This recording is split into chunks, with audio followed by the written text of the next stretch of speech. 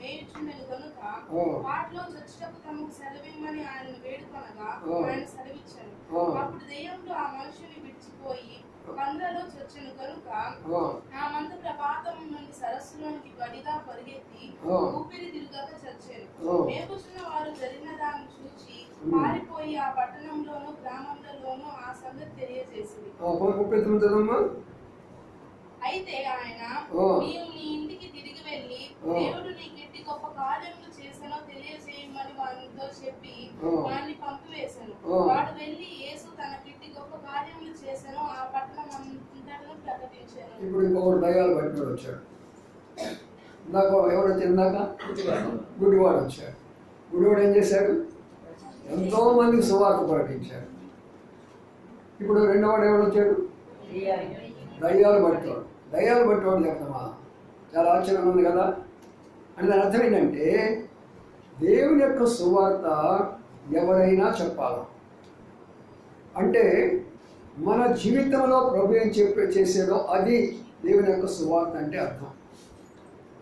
నీ జీవితంలో ఏం చేసాడో, నీ చదువులోనా, నీ ఉద్యోగంలోనా, కుటుంబంలోనా, ఆఫీసులోనా, లేక ప్రయాణంలోనా, ఎక్కడ ఏ సందర్భంలో ఏమి జరిగిందో అది నువ్వు చెప్తే దాన్ని ఏమంటారంటే సువార్త అంటారు. కాబట్టి ప్రియమైన సోదరి సోదరులారా, ఇక్కడ ఒక దయ్యాలు పట్టినోడు ఉన్నాడు. దయ్యము, దురాత్మ, అపవిత్రాత్మ, తర్వాత రకరకాల పేర్లు ఉన్నాయి. చాలామంది అంటారు దయ్యాలంటే మరి వాళ్ళు ఏదో రకంగా ఊహించుకుంటారు. అపవిత్రాత్మ అంటే ఇంకో రకంగా అనుకుంటారు, దురాత్మ అనుకుంటే ఇంకో రకంగా అనుకుంటారు, పిశాచులు అంటే ఇంకో రకంగా అనుకుంటారు. ఈ దురాత్మల యొక్క సమూహం అంతా కూడా ఆకాశంలో ఉంటుంది. బాగా వినండి. ఇవన్నీ బైబిల్ గ్రంథంలో ఎందుకు రాశారంటే మీకు జనరల్గా తెలియదు కాబట్టి గ్రంథంలో ఉన్న విషయాలు దైవసేవకులైన వారు ధ్యానించి మీకు చెప్పినప్పుడు వాటిని ఆలకించి జాగ్రత్త పడాలి. అందుకని పోలీస్ డిపార్ట్మెంట్ వాళ్ళు కొన్నిసార్లు హెచ్చరిస్తూ ఉంటారు. ఏదో జరగబోయేటప్పుడు కొయ్యం కొయ్యం కొయ్యం కొయ్యం అంటూ వస్తూ ఉంటుంది. ఏంటది? సైరన్ మాత్రం వస్తూ ఉంటుంది. అలాగే కొన్నిసార్లు మనకి ముందుగానే హెచ్చరికలు చేస్తూ ఉంటారు. అలాగే ప్రభు మనకి హెచ్చరిక చేస్తూ ఉంటారు. దురాత్మల సమూహము పైన తిరుగుతూ ఉన్నప్పుడు వాళ్ళ యొక్క పని ఏంటంటే ఎవరు ఏ యవనస్తులు దొరుకుతుందా, యవన స్త్రీ దొరుకుతుందా, పురుషుడు దొరుకుతుందా, ఎవరు దొరికితే ఎవరిని ఆక్రమించుకుంటారని వాళ్ళ మీద దిగుతారు. అందుకనే ఆ దురాత్మ దిగిపోయిన తర్వాత అతని జీవిత విధానం అంతా కూడా దురాత్మ కార్యాలే చేస్తాడు. దుర్మార్గమైన కార్యాలు చేస్తాడు, చేయరాని కార్యాలు చేస్తాడు. కొంతమంది నరహంతులుగా మారిపోతారు, కొంతమంది వ్యక్షాలుగా మారిపోతారు, మరి కొంతమంది విగ్రహారాధికులుగా మారిపోతారు, మరి కొంతమంది ఇంకా భయంకరమైనటువంటి యొక్క అబద్ధికులుగా మోసగాళ్ళుగా మారిపోతారు. దీనంతటికీ కారణం ఏంటంటే ఆ దురాత్మలు వారి మీద వాలినవి. అందుకనే మన మీద పరిశుద్ధాత్మ దేవుడు ఎవరి మీద వాలుతూ ఉంటాడో వాళ్ళు ప్రేమిస్తూ ఉంటారు, వారు సహించుకుంటూ ఉంటారు, ఓర్చుకుంటూ ఉంటారు, అన్ని క్షమిస్తూ వస్తారు, మంచి కార్యాలు చేస్తూ వస్తారు, అనేకులకు తోడుగా ఉంటారు. వారి జీవితం ఒక నీతియుక్తమైన జీవితంగా ఉంటుంది. దానికి కారణం ఏమిటంటే ఆత్మ వీరి మీద దిగింది. అందుకనే ఈ వ్యక్తికి ఎన్ని ఆత్మలు బట్టి నీకు తెలుసా? ఎన్ని? అనేకం. అంటే అక్కడ ఉన్న మాట ఏంటంటే మార్క్స్ వార్త ఉంటుంది 2000 దురాత్మలు అంట. అంటే దాని అర్థం ఏంటి? ఒక వ్యక్తి 2000 చెడ్డ కార్యాలు చేయగలడు. 2000 చెడ్డ కార్యాలు, 1 కాదు, 2 కాదు, 3 కాదు, 4 కాదు. ఎన్ని కార్యాలు చేయగలం మనం? చెడ్డ కార్యాలు 2000 చెడ్డ కార్యాలు చేయగలిగినటువంటి శక్తి ఉంది ఆ యొక్క దురాత్మ. అందుకనే ఇతను ఏమైపోయినాడంటే తనకు జీవితంలో శాంతి లేదు, తన కుటుంబంలో శాంతి లేదు, తన గ్రామంలో కూడా శాంతి లేదు. ఎక్కడికి పోయినా కూడా తనకు భయమే, ఇతరులకు భయమే. శ్మశానంలో పరిగెత్తుతుండేవాడు, వాళ్ళ ఊళ్ళోకి వస్తుండేవాడు, కేకలేస్తుండేవాడు, నెమ్మది లేకుండా పోతూ వచ్చాడు. ఇలాంటి పరిస్థితి మధ్యలో ప్రభు అక్కడికి వెళ్ళి అతను ప్రేమించి మాట ద్వారా దురాత్మలు మొత్తాన్ని వాడగొట్టాడు. దురాత్మలు అన్న మాట తెలుసా మీకు?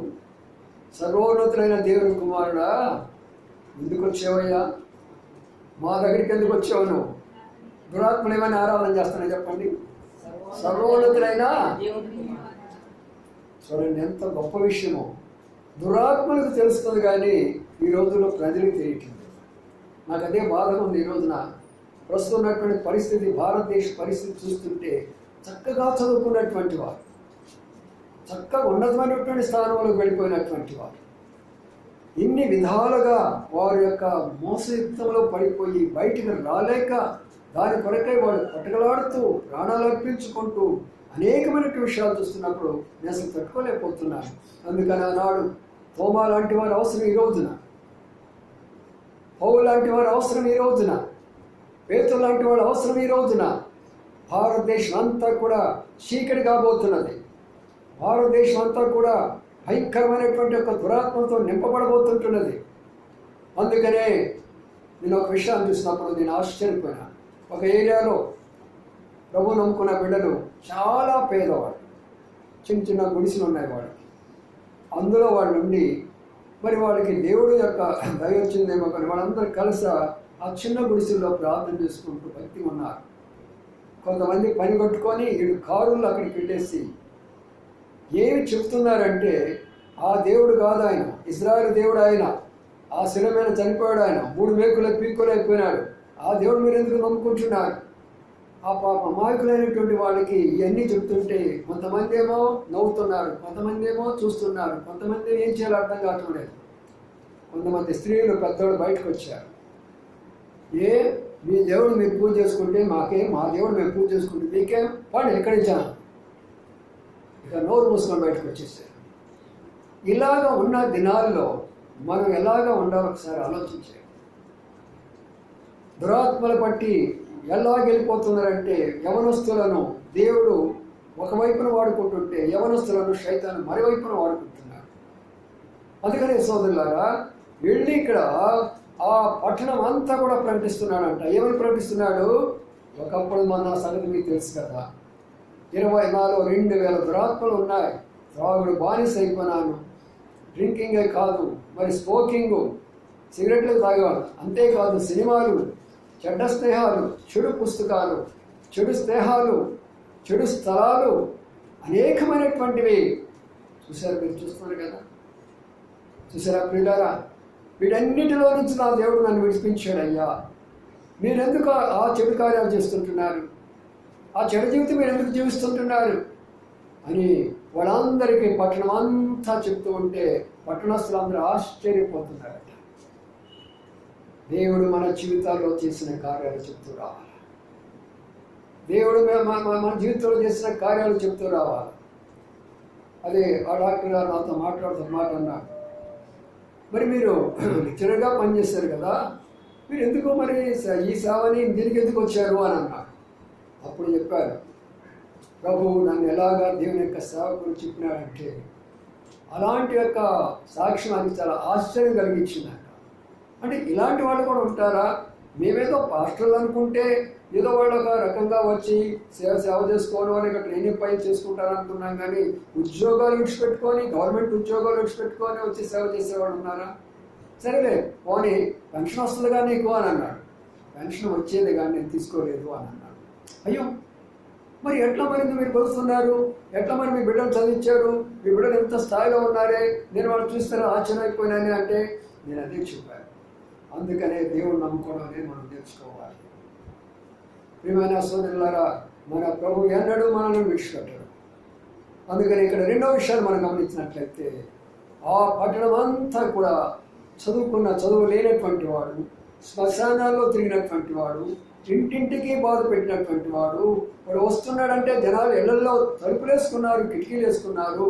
అలాంటి వ్యక్తి ఇంటింటికి వెళ్ళి తలుపు కొట్టి సువార్త చెప్తున్నాడు. ఈ రోజున మనం కూడా పైన అలా ఉండొచ్చు ఒకనొకప్పుడు. అలాంటి పరిస్థితులు ఉన్నవారు మరి తిరిగి ప్రభువును ప్రకటించడం అనేటటువంటిది చాలా గొప్ప విషయం. మూడో దానికి వెళ్దామండి. యోహాను సువార్త 4వ అధ్యాయం. యోహాను సువార్త 4వ అధ్యాయంలోకి వద్దాము. చాలా విషయాలు ఉంటాయి, కానీ ఈ రొట్టెలో తిని ఈ యొక్క దీనిలో పాలు పొందేటప్పుడు మనం చేయవలసినటువంటి పని ఏంటి అనే దాని గురించి ఇక్కడ మనం చూస్తుంటున్నాం. 39 చదవండి. వచ్చేసారు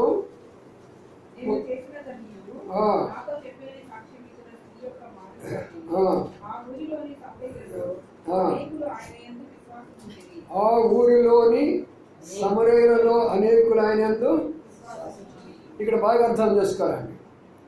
ఆ ఊరిలో వాళ్ళందరినీ ప్రభు దగ్గర నడిపించడానికి ప్రభు ఒక్క సహోదరిని, ముందు ఒక గుడ్డోడి గురించి చెప్పాను, 2 దయ్యాలు పట్టినోడి గురించి చెప్పాను, ఇప్పుడు స్త్రీలు.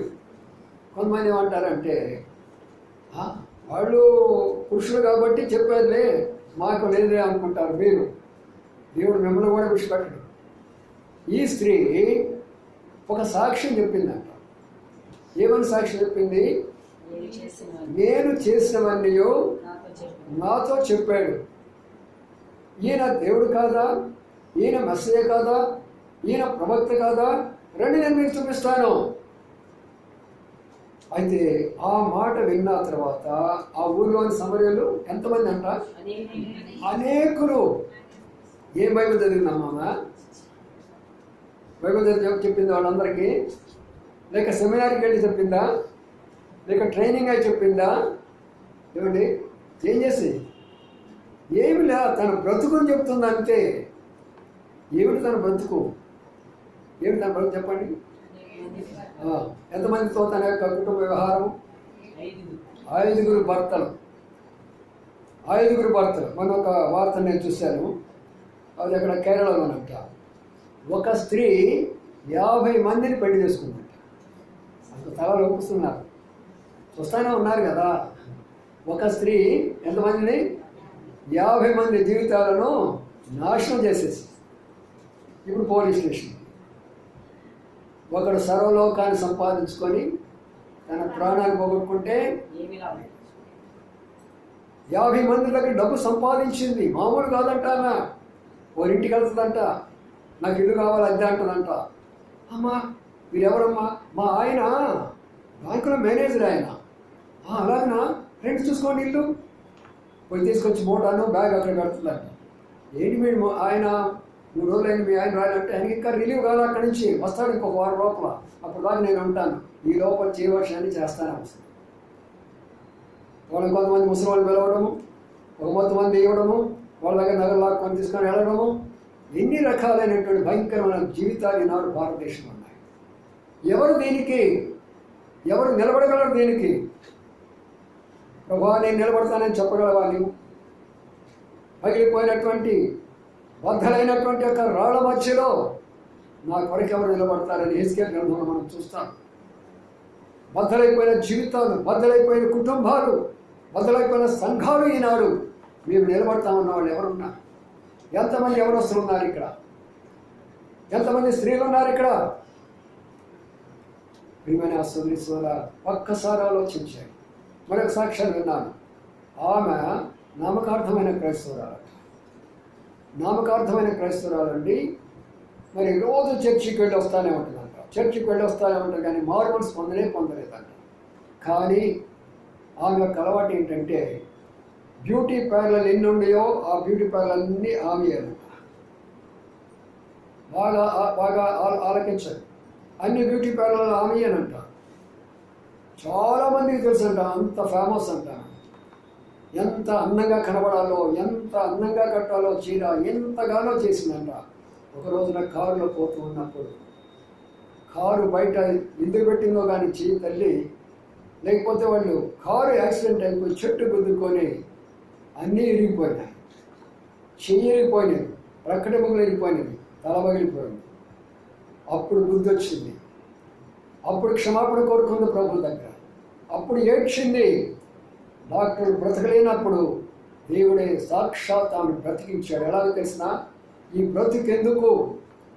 భర్త అన్నాడంట, చేయరిగిన దానివి నీతో నేను కాపురం ఏం చేస్తాను, తలబగిలిన దానివి నీతో కాపురం నేనెట్లా చేస్తాను, ఎముకలు ఎరిగిన దానివి నీతో నేను కాపురం ఎట్లా చేస్తాను, నా ఇంటికి నేను వెళ్ళిపోతాను, వేరే